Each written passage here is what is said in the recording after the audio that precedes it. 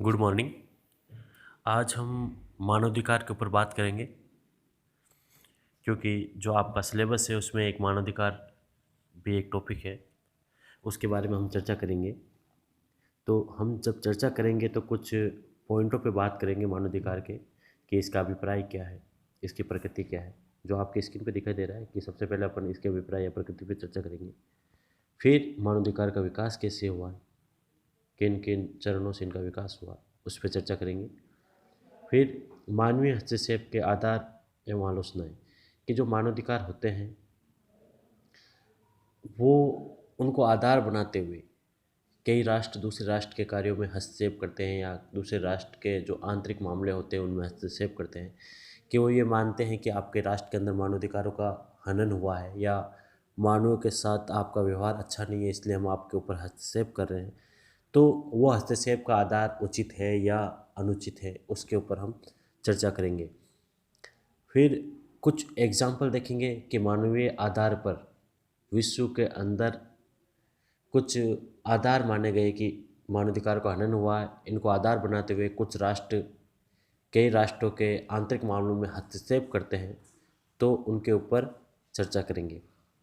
फिर जो अगला टॉपिक होगा अपना, कि इसकी सार्वभौमिकता या सापेक्षिकता, कि क्या मानवाधिकार को सार्वभौमिक माना जाए, कि जो मानवाधिकार का निर्माण कर दिया है। सार्वभौमिकता से मतलब है कि जिन मानवाधिकारों को यदि यूएन है या कोई अंतर्राष्ट्रीय संगठन है जो इनका प्रतिपादन करता है, क्या वो सार्वभौमिक है, क्या वो किसी भी देश काल परिस्थिति के अंदर सार्वभौमिक है, या मानवाधिकारों का निर्माण देश काल और परिस्थिति के अनुसार किया जाए, या एक नियम बना दिया जाए। इसके ऊपर चर्चा करेंगे। और फिर अपन बात करेंगे इसके निष्कर्ष की, कि जो हमने मानवाधिकार के ऊपर जो चर्चा की है वो कहाँ तक सार्थक है। तो सबसे पहले हम बात करते हैं मानवाधिकार के बारे में अभिप्राय से, कि इसकी अभिप्राय क्या है या इसकी प्रकृति क्या है। मानवाधिकार की बात करते हैं तो मानवाधिकार क्या है। मानव को प्राप्त जो अधिकार होते हैं वो क्या है, मानवाधिकार। कि मानव को जैसे ही आप मानव की कुल में जन्म लेते हो, यानी कि आप व्यक्ति के रूप में या मानव के रूप में जैसे ही जन्म लेते हो, और जन्म लेने के साथ आपको कुछ अधिकार प्राप्त हो जाते हैं, कि आप मानव हो, मानव होने के नाते आपको कुछ अधिकार मिलेंगे, तो वो क्या कहलाते हैं, मानवाधिकार कहलाते हैं। मानवाधिकार क्या है, एक सार्वभौमिक अधिकार है, कि व्यक्ति के जन्म के साथ उसको प्राप्त होने वाला एक क्या है, सार्वभौमिक अधिकार है, जो वो मानव होने के मात्र, कि व्यक्ति मानव है, मानव होने मात्र से ही उसको ये अधिकार प्राप्त हो जाते हैं। इसके बारे में सर्वप्रथम बात करते हैं, जॉन लॉक ने चर्चा की थी, लेकिन उन्होंने प्राकृतिक अधिकारों के बारे में बात की थी। किसके बात की थी, प्राकृतिक अधिकारों के बारे में। वो मानवाधिकार शब्द का प्रयोग नहीं करके किसका प्रयोग करते थे, प्राकृतिक अधिकार शब्द का प्रयोग करते थे। वो कहते थे कि व्यक्ति को जन्म के साथ ही कुछ प्राकृतिक अधिकार प्राप्त होते हैं। जॉन लॉक क्या कहते थे, कि मानव को जन्म के साथ ही कुछ प्राकृतिक अधिकार प्राप्त होते हैं।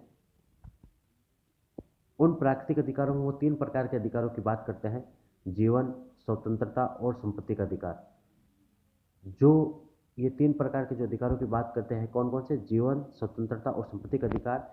इसकी परिणति या इसका जो व्यवहारिक रूप है हमें फ्रांसीसी क्रांति और अमेरिकी क्रांति में देखने को मिला। किसमें देखने को मिला, फ्रांसीसी क्रांति और अमेरिकी क्रांति के द्वारा, जो लॉक के द्वारा जो प्रतिपादित जो अधिकार थे, जो मानव को प्राप्त हुए थे, या जो प्राकृतिक अधिकारों की लोग बात करता है, वो फ्रांसीसी क्रांति या अमेरिकी क्रांति के अंदर मूर्त रूप में हमें देखने को मिले। और जो अमेरिकी क्रांति थी उसके माध्यम से उसको सैद्धांतिक आधार दिया गया, अमेरिका के संविधान में इन अधिकारों को शामिल किया गया और शासन प्रणाली में इनको अपनाया गया। कौन कौन से अधिकार थे उस समय, जीवन, स्वतंत्रता और संपत्ति। तो ये अधिकारों की शुरुआत हुई थी। शुरुआत में इनको क्या नाम दिया गया था, प्राकृतिक अधिकार। प्राकृतिक अधिकार यानी कि मानव मात्र के नाम पर आपको जो अधिकार प्राप्त हो रहे हैं वो प्राकृतिक अधिकार है, कि आपको जन्म के साथ ही कुछ अधिकार मिल जाते हैं। उनको लोक ने क्या कहा था, प्राकृतिक अधिकार। और उसको आज के परिप्रेक्ष्य में देखा जाए तो वही प्राकृतिक अधिकार क्या है, मानव अधिकार है। अब इसके विकास की चर्चा करते हैं। इसके कुछ चरण हैं जिस पे हम चर्चा करते हैं। जो आपके स्क्रीन पे दिखाई दे रहा है वो हम सिर्फ अंतर्राष्ट्रीय अधिकारों की बात कर रहे हैं, लेकिन इसके कुछ चरण हैं कि मानवाधिकार का विकास कैसे, उसके ऊपर भी थोड़ी बहुत चर्चा कर लेते हैं। तो इनका जो प्रथम चरण है, प्रथम चरण में ये माना जाता है कि जीवन, स्वतंत्रता और उपासना के अधिकार मिले। व्यक्ति को कौन कौन से अधिकार मिले? जीवन, स्वतंत्रता और उपासना के अधिकार मिले। आधुनिक युग की बात कर रहे हैं हम। उसके बाद व्यक्ति को राजनीतिक अधिकारों की प्राप्ति हुई, फिर व्यक्ति को सांस्कृतिक अधिकारों की प्राप्ति हुई। इस प्रकार व्यक्ति को अधिकार, फिर जो आज के संदर्भ में बात की जा रही है, तो आज का जो वर्तमान परिप्रेक्ष्य है उसमें कौन से अधिकार दिए जा रहे हैं? आपको पर्यावरणीय अधिकार दिए जा रहे हैं। इस प्रकार अधिकार आपको चरणबद्ध रूप में प्राप्त हुए हैं। सबसे पहले कौन कौन से अधिकार मिले थे? जीवन, स्वतंत्रता और उपासना का अधिकार, इसको हम प्रथम चरण में ले सकते हैं।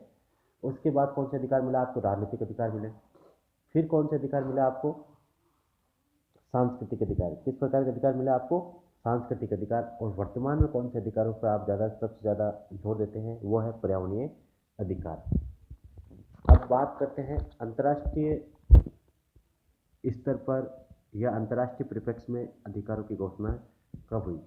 तो अंतर्राष्ट्रीय आधार पर देखा जाए तो सर्वप्रथम हम बात करते हैं यूएनओ की, क्योंकि यूएनओ एक ऐसा संगठन था जो अंतर्राष्ट्रीय लेवल का संगठन था, या जिसमें सभी राष्ट्रों का प्रतिनिधित्व था।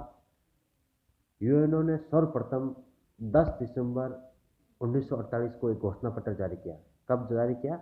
10 दिसंबर 1948 को एक घोषणा पत्र जारी किया, जिसे वो मानवाधिकार का सार्वभौमिक घोषणा पत्र कहता है। क्या नाम देता है उसको?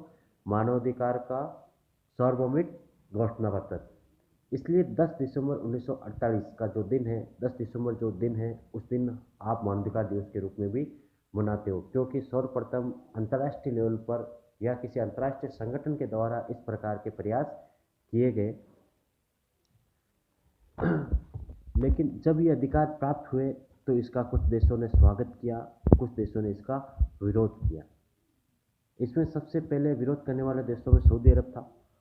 उन्होंने आपत्ति जताई। उन्होंने कहा कि ये जो अधिकार है, जो सार्वभौमिक घोषणा पत्र यूएनओ के द्वारा जारी किया गया है, ये पश्चिमी परिप्रेक्ष्य के लिए ठीक है, कि पश्चिमी राष्ट्रों की जो विचारधारा है या जो पश्चिमी राष्ट्रों की जो परिपाटी है, उसके हिसाब से ये अधिकार अच्छे हैं, लेकिन हमारे लिए ये अधिकार उपयुक्त नहीं है। क्यों नहीं है? क्योंकि उनका ये मानना था कि अंतःकरण का अधिकार है, या जो व्यक्तिगत जो अधिकार प्राप्त होते हैं, क्योंकि पश्चिमी राष्ट्र क्या है, समाज की बात करें तो भी वो अलग प्रकार का समाज है, कि वहाँ व्यक्तिगत या एक सिंगल परिवार की बात की जाती है। धर्म की बात करें तो भी वो इंडिविजुअल व्यक्तिवादी समाज का प्रतिनिधित्व करते पश्चिमी राष्ट्र, जबकि जो पूर्वी राष्ट्र है वो किसका प्रतिनिधित्व करते हैं? वो सामाजिक प्रतिनिधित्व ज़्यादा करते हैं। वो व्यक्ति को इतनी तवज्जो ना देके किसको ज़्यादा तवज्जो देते हैं? समाज को ज़्यादा तवज्जो देते हैं। इसलिए सऊदी अरब ने कहा कि जो सार्वभौमिक घोषणा पत्र जारी किया गया है वो हमारे लिए उपयुक्त नहीं है, ये पश्चिमी राष्ट्रों के लिए उपयुक्त है, या पश्चिमी जो मूल्य है इनको इसके अंदर ज़्यादा सम्मिलित किया गया है। इसी प्रकार दक्षिण अफ्रीका के अंदर वो कहते हैं कि रंगभेद की नीति व्याप्त थी। उस समय भी घोषणा पत्र जारी होने के बाद भी दक्षिण अफ्रीका के अंदर रंगभेद की नीति प्रबल रूप में प्रचलित थी, तो वो भी इसका विरोध करते हैं। यूएसएसआर इसका और ज़्यादा विरोध करते हैं। यूएसएसआर उस समय स्टालिन इसके शासक थे। वो ये कहते हैं कि ये जो अधिकार जारी किए गए, जो सार्वभौमिक घोषणा पत्र जारी किया गया 10 दिसंबर 1948 को, इस घोषणा पत्र के अंदर बुर्जुआ अधिकार ज़्यादा है, पूंजीपतियों के अधिकार ज़्यादा सम्मिलित किए गए हैं, जबकि मजदूरों के अधिकारों को इतनी तवज्जो नहीं दी गई है, तो इसलिए वो इसका विरोध करते हैं। अब बात करते हैं 2001 के बाद अमेरिकी विदेश नीति में आतंक के विरुद्ध युद्ध का नारा दिया गया, जिसके अंदर जो मानवाधिकार थे उनको एक अलग आधार प्रदान किया गया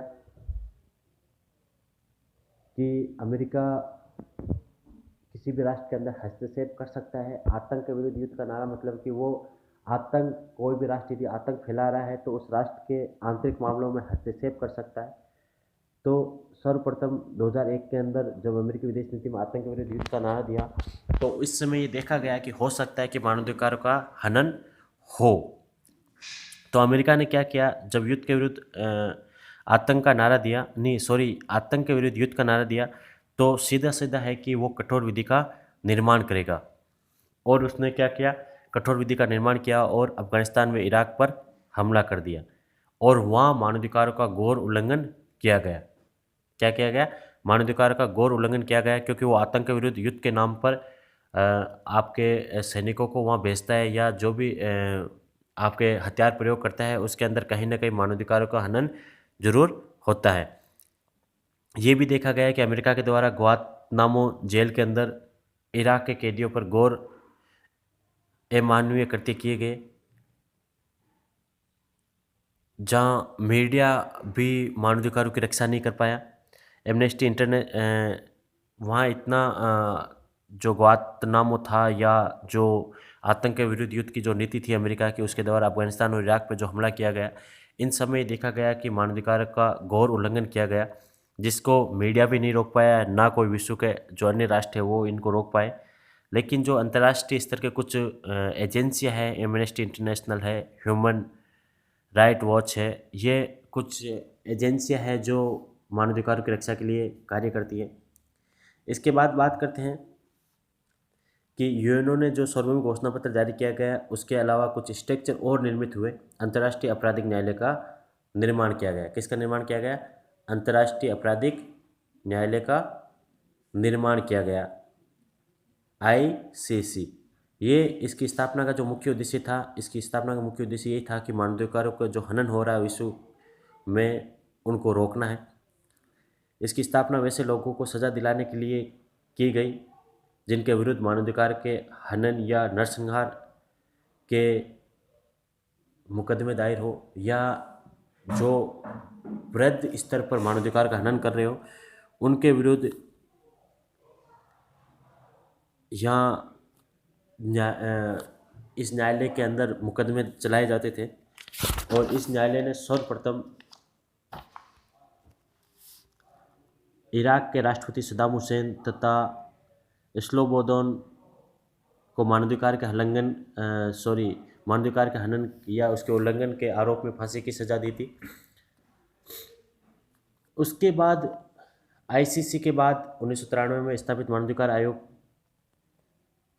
के स्थान पर 2006 में मानवाधिकार परिषद की स्थापना की गई। 2006 में मानवाधिकार परिषद की स्थापना की गई।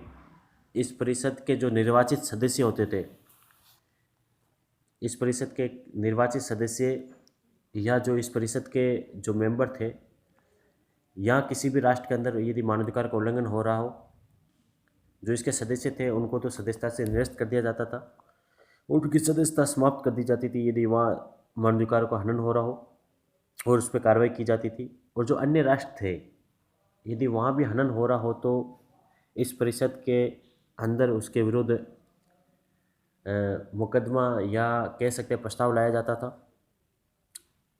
तो ये थे मानवाधिकार से संबंधित जो विकास हुआ था, कि मानवाधिकार का विकास किस प्रकार हुआ है। अभिप्राय के ऊपर हमने चर्चा कर ली, मानवाधिकार के विकास के ऊपर चर्चा कर ली कि अंतर्राष्ट्रीय लेवल पर इसकी शुरुआत कब से हुई थी।